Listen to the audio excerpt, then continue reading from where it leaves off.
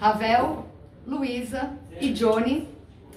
A gente tá aqui todo mundo bem juntinho, porque é muita lindeza junto pra gente falar de outra lindeza, que é Transe, filme que chega agora nos cinemas. Então, bora!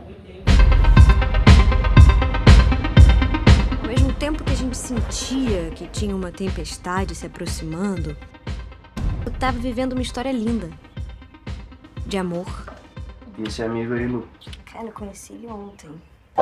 Será que será?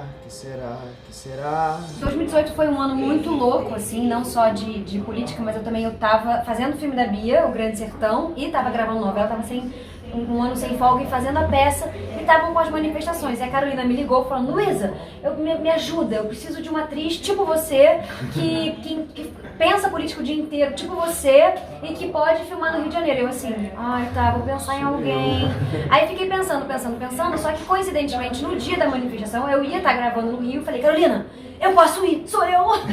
Pro Luísa falou: eu vou. A partir do momento que ela escolhe vir e se apaixona pelo projeto, o projeto ganha aquele olhar daquela personagem de 20 e poucos anos, olhando e sendo arrebatada por aquilo que ela nunca tinha visto.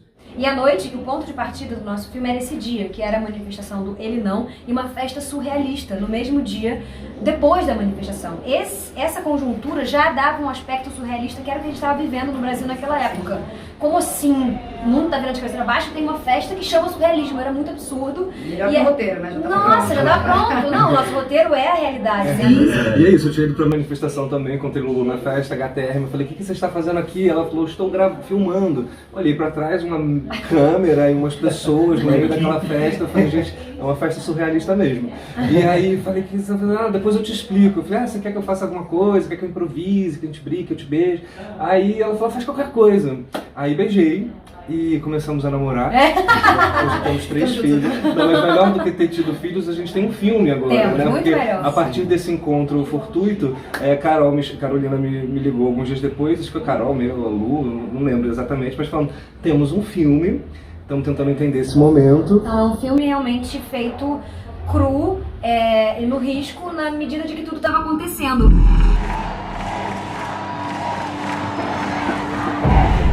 Era uma manifestação feminina, um negócio que era a maioria das mulheres, as mães, as professoras, as meninas de todas as idades. Todas mais ou menos. Acho que não tinham muitas mulheres negras, por exemplo. A Lulu, quando a Carol falou, teve essa preciso de uma atriz e tal, que esteja no Rio, e era ela, ela também ficou pensando em quem que ela poderia trazer, né? Teve esse encontro com o Johnny e ela pensou em mim também, nós éramos amigos, nós éramos próximos. Só que eu estava em São Paulo e a Carol, ela me fez o convite e falou: você pode estar no Rio, não sei o que. Eu falei: pô, tô em São Paulo, não posso estar no Rio. Ela falou: você tem pelo menos aí uma câmera, então? Você consegue filmar daí? A câmera tem um violão também? Tem violão, nem sabe operar som, você vai fazer claquete. E era isso, era o momento do primeiro turno, né? Aquele momento em que a gente levou um livro, né, para mostrar o quanto que a gente queria, o quanto que a gente não queria, né, as trevas, assim. E o meu irmão tava junto com essa câmera e a gente fez um plano ali, indo votar. Eu fiz essa cena longe deles, mas logo cheguei no Rio também pra gente começar a construir esse filme, essa coisa doida aí que a gente fez, né? E que eu acho maravilhoso, assim, todo feito também num improviso e num momento de indignação e de querer falar alguma coisa. É uma assim. maneira de fazer um filme que eu acho que a gente não tinha vivido antes e que a gente tem muita vontade de fazer de novo, porque foi uma experiência muito única pra gente, não só como artistas, como atores, porque a gente improvisava tudo, tinha que estar muito atento a tudo, mas como disse o Johnny, o capitalismo não permite. A gente começou assim brincando de repetição, mas eu acho que tem uma coisa, enfim, sou atriz também, então eu acho muito interessante esse processo, porque mais do que colaborativo, é responsivo, né? Total. Então assim, você tem que estar muito presente, porque você não sabe o que vai vir, da onde e do seu parceiro também de cena, né? Então eu queria que vocês falassem um pouquinho disso, dessa troca. Como estabelecer uma sequência? Minimamente, uma escaletinha mínima, sei lá. Isso foi a coisa mais interessante, acho que eu já vivi como atriz, assim, porque realmente a gente tinha as cenas do dia, a gente tinha a escaleta, então a gente falava assim: bom, essa cena a gente tem que começar aqui, passar por esse assunto e chegar aqui. Mas não tem diálogo, a gente não obedece a texto nenhum. Então eu fico observando muitos atores, assim, nós no filme, é muito interessante o olho, a escuta. Tá todo mundo, eu tô assim, desesperada sempre, porque se eu não escuto, é uma questão de vida ou morto, se eu não escutar o que o Ravel vai me dizer, eu não vou saber o que eu vou dizer. Então a gente tá muito atento, é um estado diferente mesmo de atuação.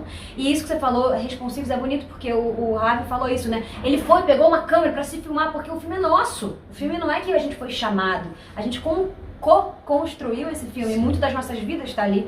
Então, somos diretores também desse filme, então tem esse aspecto de trupe, de que a gente não é contratado, né? Mas a gente é agente também desse filme. Isso dá uma outra postura em cena também. Como é que se cria uma cena, como é que se faz uma cena que tem que ter início, meio e fim, senão não tem filme, não se faz um filme assim. Então a gente tinha uma escaleta que a gente ia, né, reescrevendo, recriando, e a escaleta ia, e a gente tinha a temática, a gente debatia muito quais são os temas, o que tem que ser dito nessa cena, por onde a gente tem que passar, e a atenção extrema, que é exaustiva, de você prestar atenção no que está sendo dito, você não sabe o que eles vão falar, e sentir dentro daquele tempo se temos alguma coisa que faz sentido, se temos uma cena. E isso foi assim, uma experiência totalmente nova e exaustiva. Tem uma imagem linda que eu lembro da gente chegando um dia que a gente ocupava um apartamento, né? Ai, foi cara, feito numa locação só. A gente chegava lá bem cedo, assim, e ficava durante o dia. Eu me lembro um dia que a gente chegou umas 8 da manhã e tava a Carol e a Anne numa mesa, assim, onde a gente comia, elas com um jornal. E chamando, não, Johnny, vem cá, Luísa, vem cá, Ravel, não sei o que, sentar, vamos falar sobre isso, porque olha essa matéria que saiu, olha isso que saiu. Hoje a cena, a gente vai falar sobre isso. Exatamente. Então era assim, era muito fresco, sabe? Verdade. A coisa da repetição, por exemplo, era o oposto. Quanto menos repetição possível, era assim, mas, o que vem, né, no frescor da coisa. É verdade, eu não lembrava disso, mas tem uma outra coisa muito interessante, porque elas também estavam assim, num estado de alerta novo, porque elas não sabiam o que ia acontecer. Aí ele poderia se matar, não sei. E aí a gente tava improvisando, e uma dada hora elas ficavam assim, assistindo a gente, e uma dada hora elas falavam, para, coloca a câmera ali, porque elas também estavam improvisando a direção, né? Elas não sabiam pra onde a gente ia, podia ser jogada da janela, podia ser lá. E aí ela falava, para, segura, ela, bota a câmera ali, repete mais ou menos a partir daqui, mais ou menos. Eu falava, esse filme não vai montar.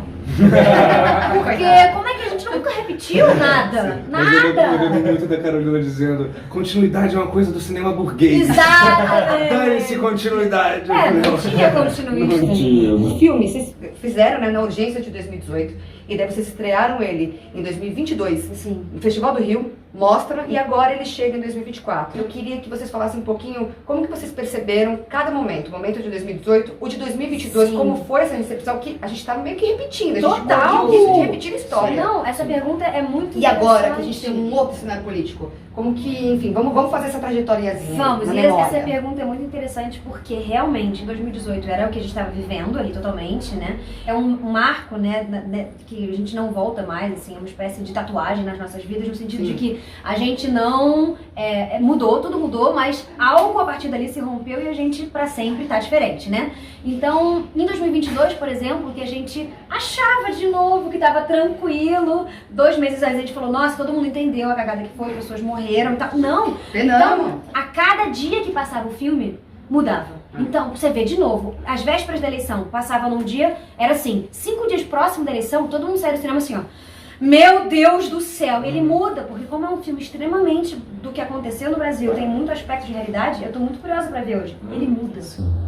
A gente precisa continuar atento, eu acho que assim, a batalha não tá ganha, a gente passaram-se 4 anos horríveis, quando o filme passou no Festival do Rio, na mostra, a gente estava entre 2 turnos que foi mais apertado do que a gente esperava. A surpresa de depois de 4 anos o Bolsonaro ainda ter, né, um eleitorado muito forte, muito grande. Então eu acho que o filme hoje ele nos mostra, e a gente cristaliza ali algumas falas dele também, para mostrar que a gente precisa continuar atento e questionando e indo para o debate, né? Que é o que a Luísa faz no filme, ela vai tentar entender. E a discussão, a luta é constante, né? E a gente percebe isso muito claro, né? Porque a gente vive de novo esse momento, né? Quando você vê uma passeata grande, né? Desse cara, desse inominável, que eu não quero mais falar o nome, mas quando a gente vê o número de pessoas que ainda seguem ele, sim, é isso, a gente precisa continuar fazendo filme, as pesquisas hoje? A gente precisa continuar discutindo política o tempo todo, né? Porque a coisa ela vai acontecendo de maneira diferente sempre, e a gente nunca pode perder o diálogo, né? Como diz Nunca pode Brecht. perder o diálogo. A cadela do fascismo está sempre no cio. E tem uma coisa interessante, porque eu acho que independentemente da perspectiva, de qualquer coisa, né, ou de possíveis críticas, né, como qualquer coisa está sempre... enfim, eu acho que ele é um registro interessante daquele momento. Tudo bem, dentro da lógica desses 3 personagens, sobretudo, mas tem coisas ali, pelas barreiras, pelos limites de ficção e realidade estarem muito borrados, tem coisas ali, jornalistas, registros Sim. mesmo históricos, de Aquilo foi office, dito, de né? matérias, aquilo foi dito. Então é um registro Sim. para sempre do que aconteceu. Numa era sabe? de fake news, que tudo é relativizado, né? Ah, mas não foi bem assim, não. Aquilo aconteceu e foi assim. Tá registrado. Tem um momento bem importante pra mim no filme, que é o seguinte, que você estabelece uma coisa muito bonita de resistência, que todo mundo tá falando, eu escuto, né, muita gente falando agora, porque é poliamor, porque não sei o quê. Eu acho, no meu entender, tá, que vocês estão falando sobre autonomia de corpos, que eu acho que isso é extremamente importante e isso foi um dos direitos que foi cerceado durante esse período. Sim. Então eu queria que vocês falassem, inclusive, vou agora puxar um pouquinho também pra Luísa, porque essa liberdade de a gente desmistificar o feminino, quanto maternidade, quanto, enfim, quanto sexo, quanto um monte de estruturas sociais que a gente coloca e que a gente está tentando cada dia quebrar. Sim, a minha personagem, e assim como ela, eu também, tá também numa busca da sua própria autonomia, né? E tem esse percurso durante o filme que é muito interessante, porque ela começa, né, casada com o Ravel, ela namora o Johnny, mas a partir ali do meio do filme, ela vai sozinha, e eles até ficam, né, juntos, ficam mais em casa, ela se coloca ali na missão de tentar entender aquele país, tentar entender aquela A gente coloca a nossa verdade ali também, né? A nossa vida pessoal ali também, né? Então isso vem junto, isso é político também, né? A gente também faz política através dos corpos, né? Através das relações. Então eles estão nessa busca constante, assim, dessa liberdade, como que esse autoritarismo contrasta com essa vontade também, com essa coisa do corpo. Também faz parte da nossa vivência. Então tá ali porque a gente tá ali.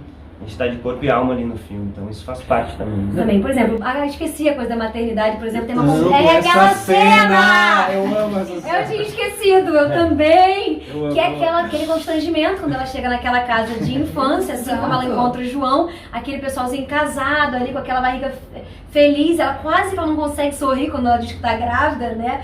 E pergunta se tem filhos, ela fala não. Aí causa um baixo astral, aí ela fala, quer dizer, não, pode ser que sim e tal, mas é uma personagem que ali no contexto dela é muito natural dizer isso, mas quando você, né, anda 5 passos, já é muito chocante, né? Então, sim.